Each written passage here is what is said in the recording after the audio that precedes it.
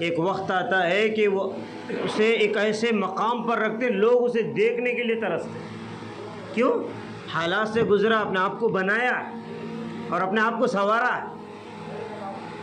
جب ایک ایسی چیز جو اللہ رسول کی نگاہ میں جس کی کوئی قیمت نہیں، جب وہ قربانیوں سے گزرتا ہے تو اس کا مقام ہوتا ہے. میں اور آپ تو اشرف المخلوقات ہیں، میں اور آپ تو انسان ہیں، اللہ کے بندے ہیں اور نبی علیہ الصلاۃ والسلام کے امتی. جب ہم اپنے آپ پر محنت کر کے اپنے آپ کو بنائیں گے تو اللہ کی نگاہ میں ہماری کیا قیمت ہوگی. صحابہ کی یہی تو صحابہ کا کمال ہے، جن پر کوئی حکومت کرنے تیار نہیں تھا. ہم نے بارہا سنا عرب کے جو لوگ تھے، ایسی جہالت، جو طاقتور ہوتا تھا کمزور پہ ظلم کرتا تھا. بیٹیاں پیدا ہوتے تو عرب کے جو لوگ تھے وہ زندہ دفن کرتے تھے.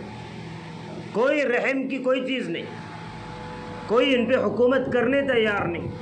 اللہ کو ترس آیا، آپ علیہ السلام کو اللہ نے اپنے محبوب کو ان کے درمیان مبعوث فرمایا اور اللہ نے کہا لقد من اللہ علی المؤمنین اذ بعث فیہم رسولا. اے ایمان والو، تحقیق کہ ہم نے تمہارے پاس ہم نے وہ نعمت بھیجا ہے جو ہمارے خزانے میں ہی ایک تھی. آپ علیہ السلام مستقل دلوں پر محنت کریں، کیونکہ اللہ کے محبوب امام الانبیاء خاتم النبیین محمد الرسول اللہ صلی اللہ علیہ وسلم، یہ نبیوں کے سردار امام الانبیاء، ان کی زبان میں اللہ نے ایسی تاثیر رکھی.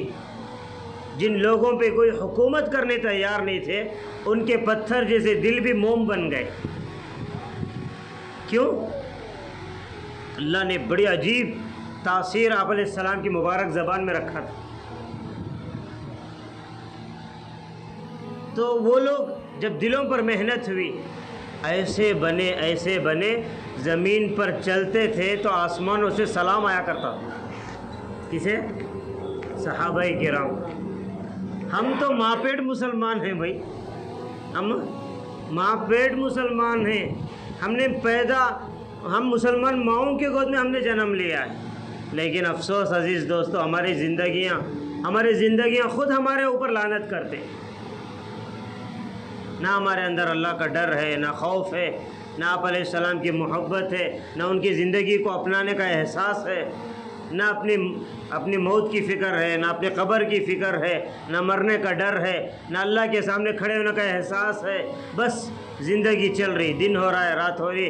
ہمارے میں یہود و نصارہ میں فرق کیا رہا؟ ہماری بھی زندگی ایسی ہے. صحابہ دلوں پر محنت ہوئی، ایسے بنے قیامت تک آنے والوں کے لیے اللہ نے آئیڈیل بنا دیا کہ میرے بندو، ایمان لانا چاہتے ہو، یہ میرے محبوب کے اصحاب جو ساتھی ہیں ان جیسا ایمان لاؤ. اخلاق لانا چاہتے ہو ان جیسے اخلاق لاؤ، کردار لانا چاہتے ہو ان جیسے کردار لاؤ. حضرت ابو بکر صدیق رضی اللہ عنہ، جو ہمارا عقیدہ ہے انبیاء کے بعد اس روح زمین پر اگر کسی کا مقام اور مرتبہ ہے تو حضرت ابو بکر صدیق کا ہے. آپ علیہ السلام نے فرمایا کہ جنت کے سارے دروازے اس بات کی تمنا کریں گے کہ ابو بکر ہمارے اندر سے داخل ہو، اس دروازے سے داخل. لیکن اپنے آپ کو کیسے بنائے؟ حالانکہ یہ کون لوگ ہیں؟ اونٹوں کے چرانے والے. کوئی حکومت ان پہ کرنے تیار نہیں، کوئی انسانیت کا نام و نشان نہیں تھا. ایمان قبول کرے، دلوں پر محنت ہوئی، اپنے آپ کو ایسے بنائے، ایسے سنوارے. ایک مرتبہ حضرت ابو بکر صدیق رضی اللہ عنہ ایک دوسرے صحابی غالباً ربیعہ اسلمی رضی اللہ عنہ، ان کو غصے میں کچھ کہہ دیے. انسان ہے، غلطی کمی پیشی ہو ہی جاتی ہے. کہہ کر 2 لمحے نہ گزرے، حضرت ابو بکر صدیق رضی اللہ عنہ کے اندر احساس پیدا ہوا، ارے میں نے اس زبان سے کیا کہہ دیا، مجھے میرے اللہ کو جواب دینا ہے، ان کے سامنے کھڑے ہونا ہے. فوراً بچے کی طرح پلٹ کر کہنے لگے، ارے ربیعہ تو بھی کچھ جواب میں کہہ دے تاکہ معاملہ برابر ہو جائے. یہ کوئی مثال آج کے زمانے میں پیش کر سکتا ہے؟ تو وہ ربیعہ اسلامی وہ بھی صحابی تھے. انہوں نے کہا میں کچھ نہیں کہتا، وہ صحابی کہنے لگے کہ بھائی میں کچھ نہیں کہتا. حضرت ابو بکر کہہ رہے ہیں بھائی کچھ کہہ دو. کہنے لگے میں کچھ نہیں کہتا. تو حضرت ابو بکر کہنے لگے آپ کہو ورنہ میں آپ علیہ السلام کے پاس جا کر شکایت کروں گا. تو حضرت ربیعہ پھر بھی کہنے لگے کہ میں پھر بھی کچھ نہیں کہتا.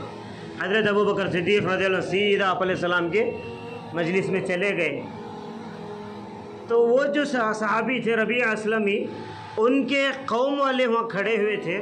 انہوں نے آ کر کہا ربیعہ یہ ابو بکر بھی عجیب آدمی ہے، خود کہہ رہے ہیں کہ کچھ جواب میں کہو. یہ کون سی زبردستی، یہ کیا معاملہ ہے؟ تو حضرت ربیعہ اسلمی کہنے لگے او لوگو خاموش ہو جاؤ، تم نہیں جانتے یہ کون ہے. یہ ابو بکر ہے، یہ اللہ کے محبوب کا لاڑیلا ہے. اگر ابو بکر خفا ہو گیا تو اللہ کے نبی خفا ہو جائیں گے. اگر اللہ کے نبی خفا ہو گئے تو اللہ مجھ سے ناراض ہو جائے گا. تو ربیعہ کی ہلاکت میں کیا باقی رہے گا؟ یہ جب دلوں پر محنت ہوئی ایسے چمکے عزیز دوست صحابہ. حضرت سعد رضی اللہ عنہ کا وفات ہوئی تو صحابہ نے دیکھا ان کے جنازے میں آپ علیہ السلام پنجوں کے بل چل رہے، پنجوں کے بل. صحابہ نے پوچھا اے اللہ کے محبوب، اے اللہ کے نبی، ہم نے آج آپ کو اس عمل میں دیکھا ہے جو اس سے پہلے نہیں دیکھا.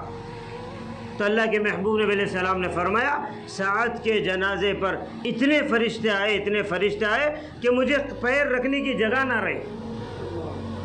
کیا بنائے اپنے آپ کو عزیز دوست. یہ ایک ہماری زندگیاں ہیں کہ ہماری زندگیاں کیسے گزر رہے ہیں، ہم صبح کیسے کر رہے ہیں، شام کیسے کر رہے ہیں.